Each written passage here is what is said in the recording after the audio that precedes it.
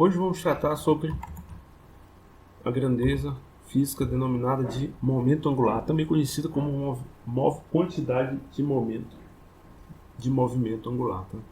E essa grandeza ela é definida através de um produto vetorial entre a posição de uma partícula e o seu momento linear. Momento linear, que como sabemos, é definido pela expressão P, né, que é o vetor do momento linear, igual a m que multiplica v, onde m é a massa e v é a velocidade. Tá?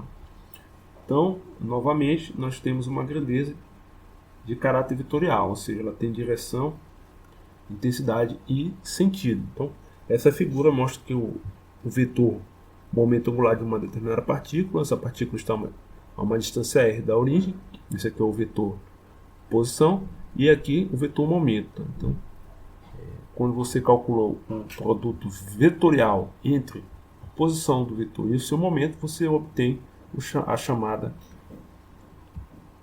quantidade de movimento angular, ou simplesmente momento angular.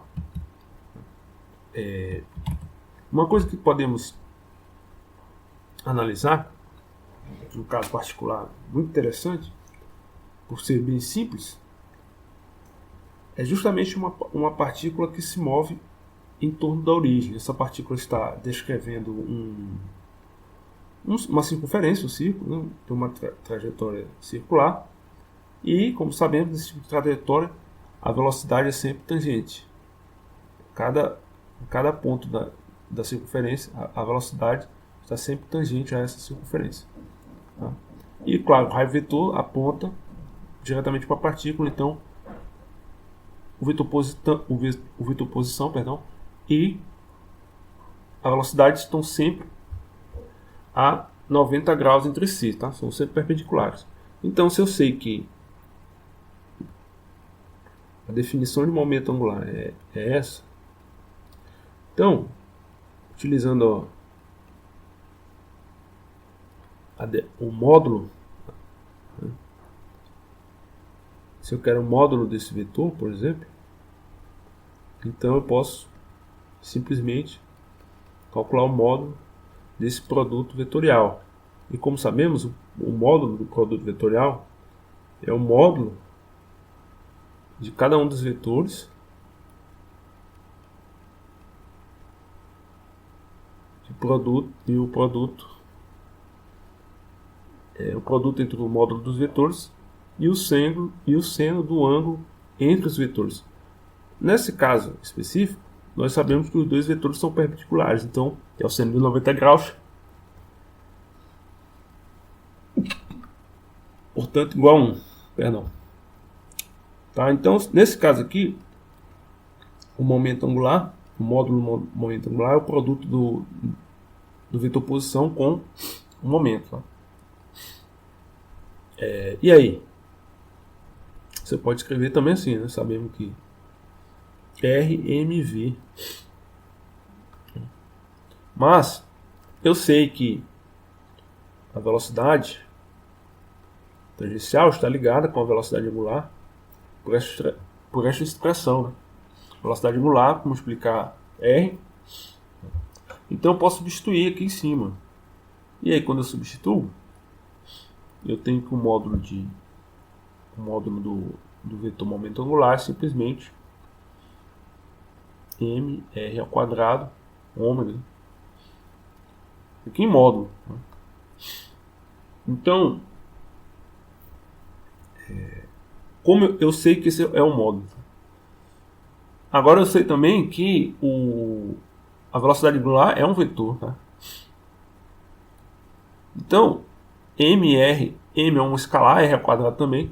Então eu posso, de modo tranquilo, verificar que na verdade L é mr ao quadrado ômega, né?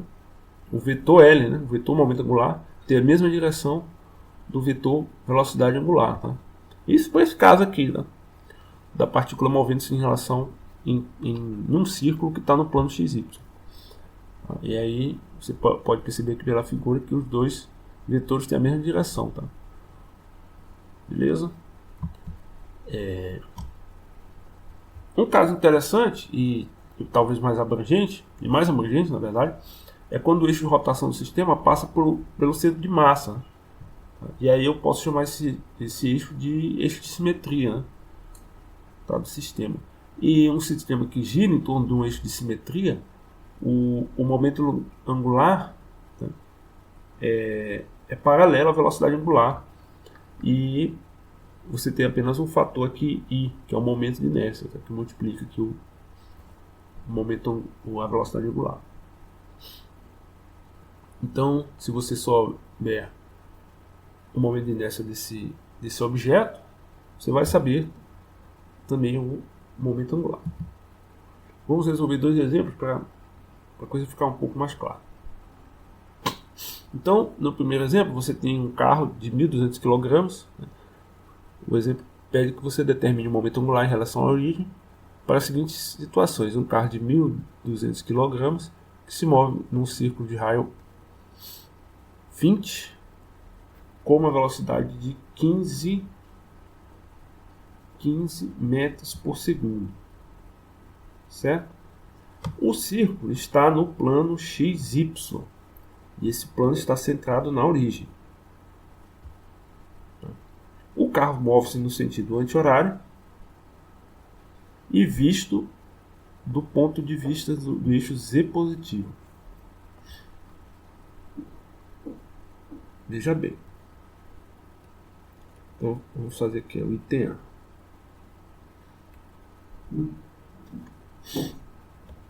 Aqui o carro. Ele está se movendo o carro aqui, numa circunstância como essa, você pode considerar ele como sendo uma massa pontual que descreve uma rotação, né? Uma trajetória circular. Então aqui eu tenho um raio e esse, como a gente sabe, no movimento circular, a velocidade é sempre tangente.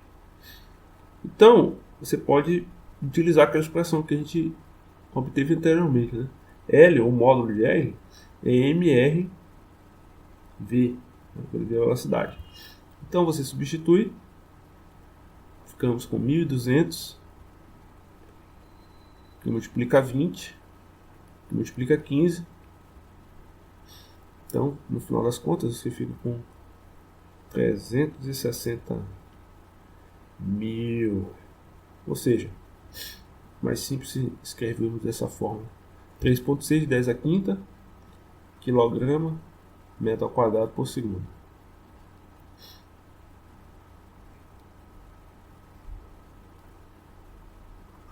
Beleza? E no item B, o que nós temos? Nós temos um disco homogêneo que se move no plano XY, raio 20, massa 1.200 kg. E este gira a 0,75 radianos por segundo em torno do seu eixo, que também é o eixo Z. Então o eixo passa bem no centro do disco. Visto do ponto do eixo Z positivo, o disco se move no sentido anti-horário. Então,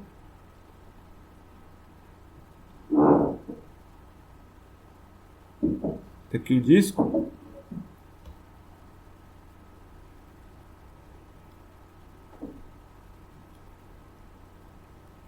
Esse é o vetor momento angular. Em módulo, nós simplesmente escrevemos, né, assim. E aí eu sei que o momento de inércia do disco é 1 sobre 2 mr ao quadrado. Portanto, então aqui ficamos com 1 sobre 2 mr ao quadrado, que multiplica ômega, que é a velocidade angular. Então, podemos substituir os valores. Ficamos com 0,5, 1.200,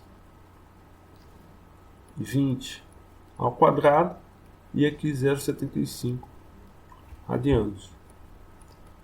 Fazendo todas as contas, nós vamos ficar com 1,8 10 a quinta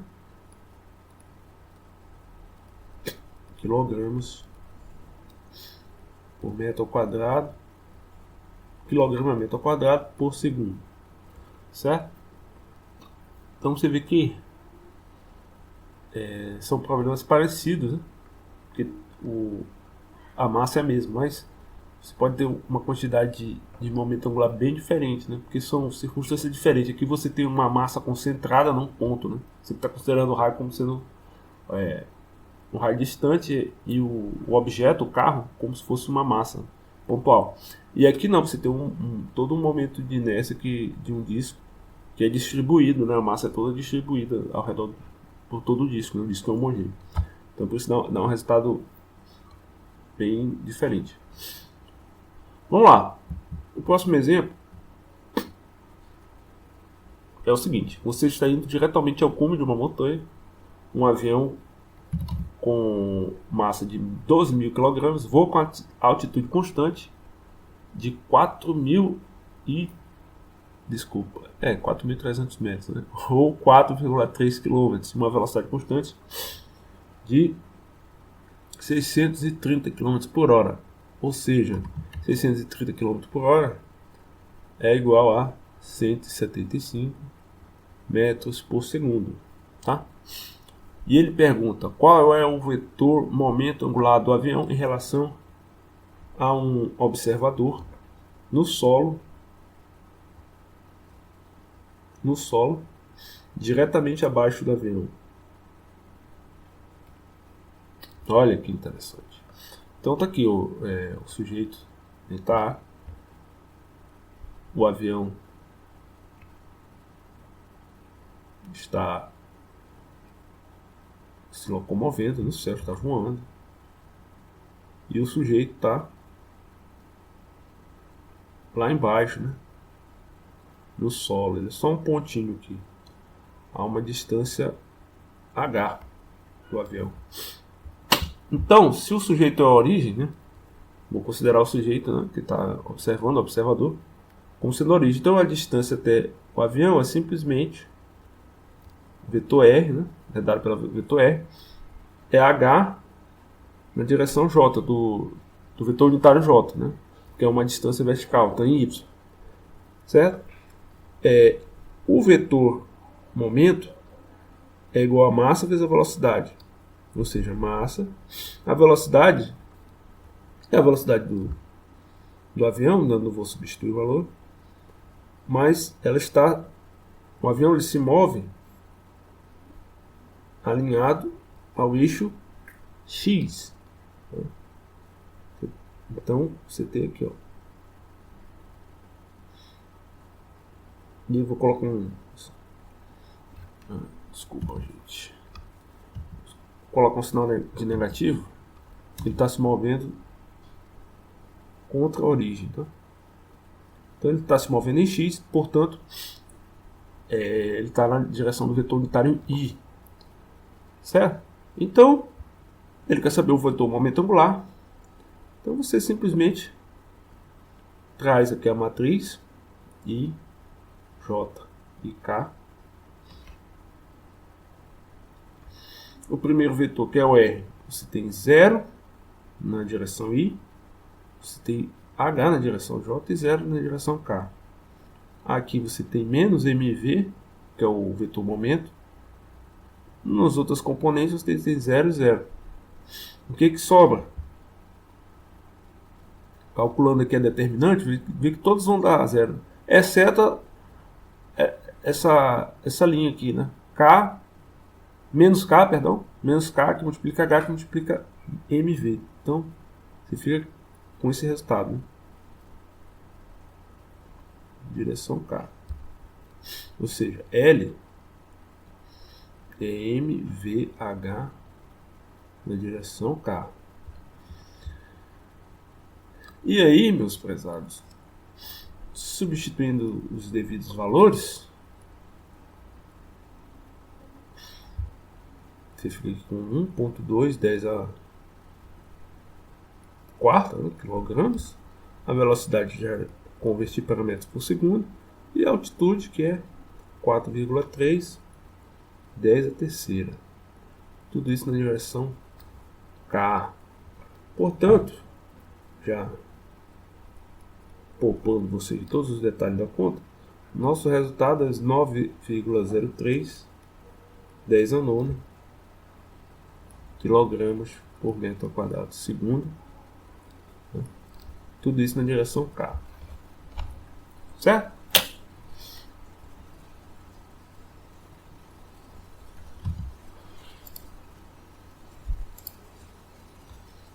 Vamos fazer agora o item B. O momento angular alterado na medida em que o avião continua seu voo em linha reta. Então, se o avião continua seu voo em linha reta, o que aconteceu? Agora ele se encontra nesse ponto aqui, né? E a altura é a mesma, tá? O observador está aqui embaixo, no solo. O que mudou agora é que a distância R ela tem componentes x e h, né? O avião se deslocou por uma distância x do observador.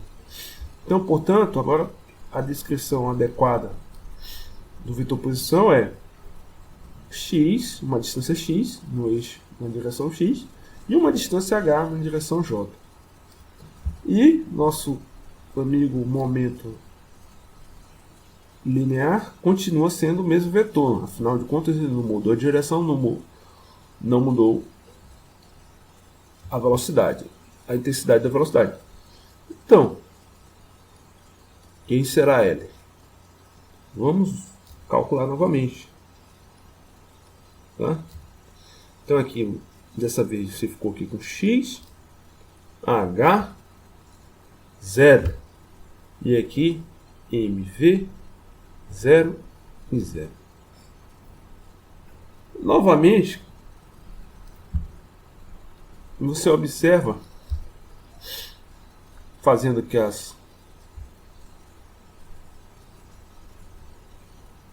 o cálculo da determinante, que você tem inserido esse x aqui, não mudou nada. No final das contas, o resultado vai ser o mesmo, tá? MVH K. Então, a pergunta, o momento angular é alterado? Não.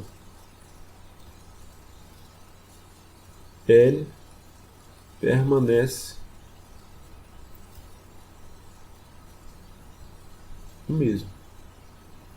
O momento angular permanece o mesmo, tá? Pode fazer com calma aqui, todas as componentes você vai ver que vai dar zero. A única que não dá zero é exatamente essa componente, essa linha diagonal aqui no sentido contrário, né? E aí ele pergunta,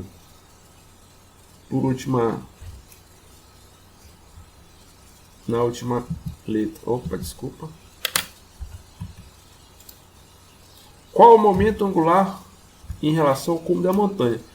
O que eu estou fazendo aqui no item C é modificando a minha origem. Estou colocando a origem no topo da montanha. Aqui o avião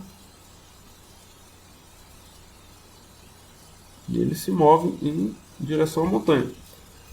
E ele tem uma distância x. Tá? Então aqui é a montanha e tal. E aí? Então, em relação à montanha, o vetor é simplesmente x na direção y. E o vetor momento angular não mudou. MVI. Então, você calcula a determinante que nos fornece o momento angular e vamos ter aqui x 0, 0 e mv 0, 0. Quem tem um pouco mais de experiência aí com cálculo de matrizes, determinante de matrizes, percebe que isso aqui vai dar zero, né? Esse tipo de matriz é nula. Tem determinante nula, perdão. Então você vai calculando aqui todas as possibilidades, sempre vai dar zero. Então, se eu mudo, então o momento angular é zero. Qual é a conclusão? O momento angular é uma grandeza que depende da origem, tá? Não é uma grandeza absoluta, ela é uma grandeza que vai dar um resultado relativo à origem. Se eu modificar a origem, eu vou mudar também o valor do vetor momento angular. Geralmente, por conveniência, a gente, em geral, né? Esse caso aqui é um caso de um avião, é um pouco comum, é um pouco incomum, né, nos problemas. Ele está se movendo em linha reta e tal. Em geral, se calcula o vetor momento angular em relação ao centro de rotação, ao eixo de rotação, por conveniência. Geralmente fica mais fácil. Mas eventualmente você pode ter um problema em que você coloca a origem em outro lugar e não tem problema nenhum. A resposta vai estar correta. Porque é uma grandeza que vai depender de onde você define a origem. Certo? Indo adiante, nós podemos perceber o seguinte. Vamos fazer algumas considerações sobre o vetor momento angular. Como vimos, o vetor momento angular é igual ao produto vetorial de R com P. Então, mas como é que será? Como será que esse vetor se comporta em relação ao tempo? Então eu vou calcular a derivada desse vetor. Então, se eu calcular a derivada, eu aplico a mesma regra lá da multiplicação que tínhamos para a derivada, tá? Só que aqui é um produto, né? Um produto vetorial. O produto vetorial, você deriva o primeiro, faz o produto vetorial com o segundo. Soma, mantém o primeiro e faz o produto vetorial com a derivada do segundo. Né? Como bem sabemos, a derivada da posição é justamente a velocidade. E sabemos também que, na verdade, o momento é o produto de M com V. Além disso, você tem aqui que R faz o produto vetorial com a derivada do momento. Né? A derivada do momento é a força F. Tá? É a força. Né? É uma das definições. Não sei se você está lembrado, mas a força também pode ser escrita como a derivada do momento em relação ao tempo. Tá? E aqui, pelas propriedades do produto vetorial, o produto vetorial de um vetor com ele mesmo é zero. Então, esse trecho aqui dá zero. Então, no final das contas, você tem que dl dt é igual ao torque. Tá bom? Porque, não sei se você está lembrado, mas a definição vetorial do torque é justamente o produto vetorial entre a posição e a força. Então, veja bem, o torque é a derivada do momento angular, a derivada em relação ao tempo, certo? Veja que é muito parecido com aquilo que eu já escrevi ali da força. A força é a derivada do momento, né? Mais uma analogia. Né? Por isso que nós afirmamos que o torque é uma grandeza análoga com a força, assim como o momento angular é uma grandeza análoga ao momento linear. Tá bom? Qual é a consequência disso aqui? Tá? Isso aqui é fato. Então, se o torque resultante e externo ao sistema é zero, você tem que essa derivada aqui também é zero. Qual é a consequência? Se a derivada é zero, significa que esse momento angular é uma constante. Tá? É uma constante. Tá? Por quê? Porque a derivada de uma constante é sempre zero.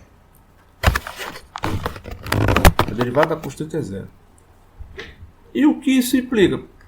Implica que o momento angular vai se conservar.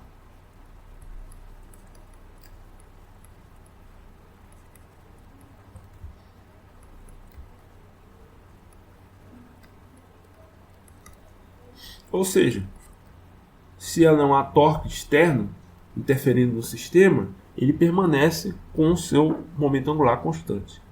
Você pode dizer, tal como nós fazemos com a energia mecânica, que o momento angular inicial é igual ao momento angular final. Tá?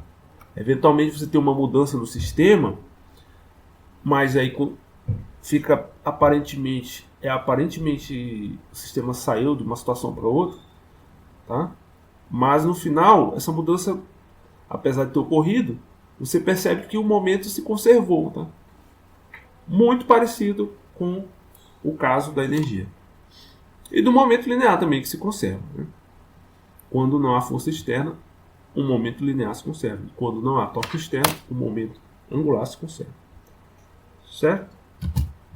É isso que eu estou dizendo aqui nesse slide. Vocês leem com mais calma lá no material disponibilizado. Tá bom? Há conservação do momento angular quando o torque externo é zero. Um exemplo bem prático. Esse aqui é uma figura de um ginasta. Tá?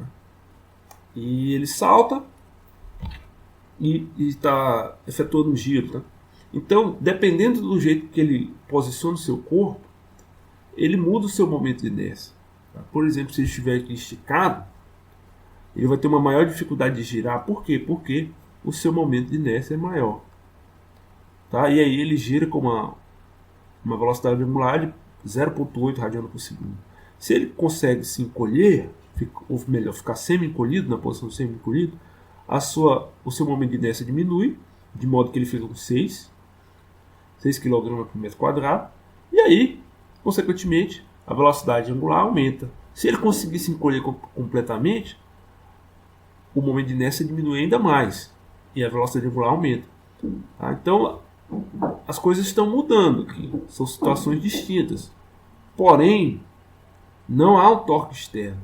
Não tem ninguém fazendo ele girar. Ele está girando devido ao impulso que ele deu. Tá bom?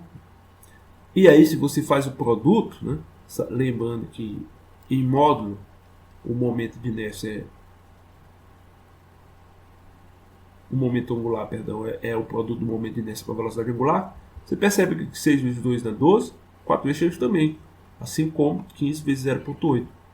Em todas essas circunstâncias, ele está com o mesmo momento angular. Né?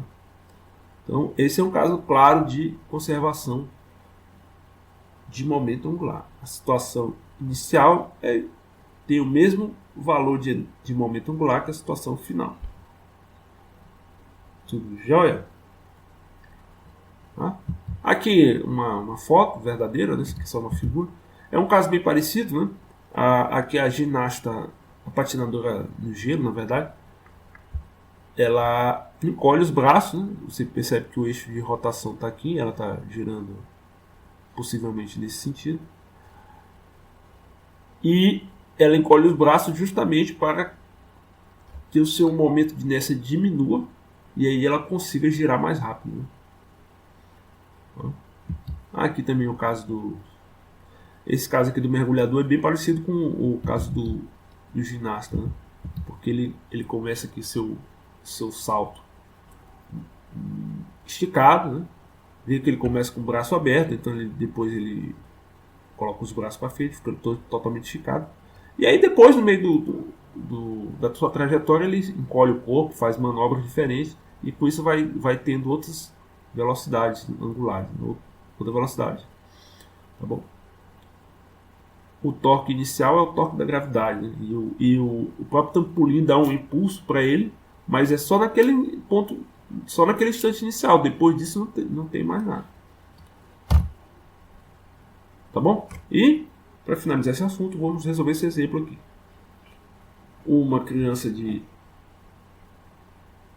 25 quilos corre com uma velocidade inicial de 2,5 metros por segundo e uma trajetória que é tangente à borda de um carrossel, tá?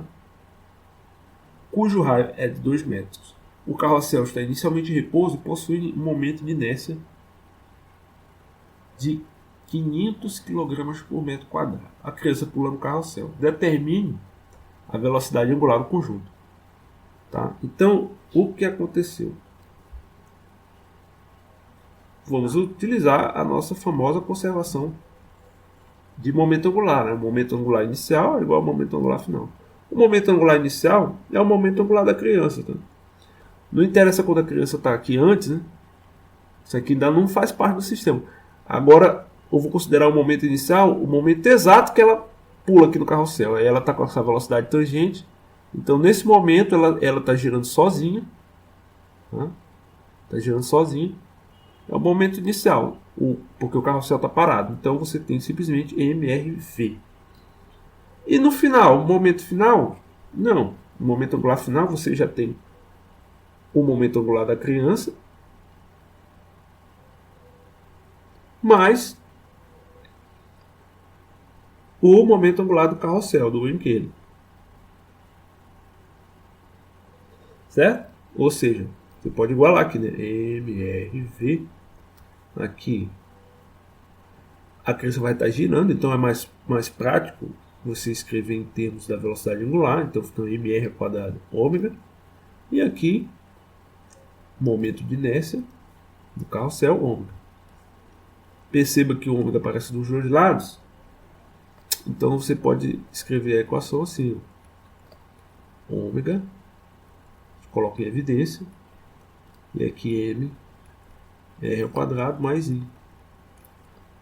Ele deseja saber a velocidade angular do conjunto, então simplesmente você passa para o outro lado esse trecho aqui em parênteses, está multiplicando, então você passa para o outro lado dividindo. Tudo bem? Então vamos simplesmente substituir os valores. Né? Então aqui você fica com 25, o raio 2 e a velocidade é 2,5. E aqui embaixo você fica com 25 vezes o raio ao quadrado, que é 2, então 2 ao quadrado, mais o momento de inércia do carrossel, que é 500. Né? Aqui em cima dá 125 dividido por 600. Portanto, o momento de inércia é igual a 0,21 radianos por segundo. Tá? Então essa é a velocidade angular com qual o sistema, né, que agora é a criança e o carrossel vão girar. Certinho? Eu poderia, numa situação hipotética, também calcular o inverso, tá? Imagina que o carrossel está girando aqui. A criança está na extremidade e de repente ela pula. Para facilitar a conta, ela pula na tangente. Aí você pode também, né, sabendo quantas voltas o carrossel dá por segundo, né, sabendo a velocidade angular, você também pode determinar, por exemplo, a velocidade com que a criança vai ser projetada, né, para frente. Tá bom, gente? Então, é isso. Nós vamos ficando por aqui. Qualquer dúvida, manda uma mensagem pra gente, tá? Até mais. Tchau, tchau.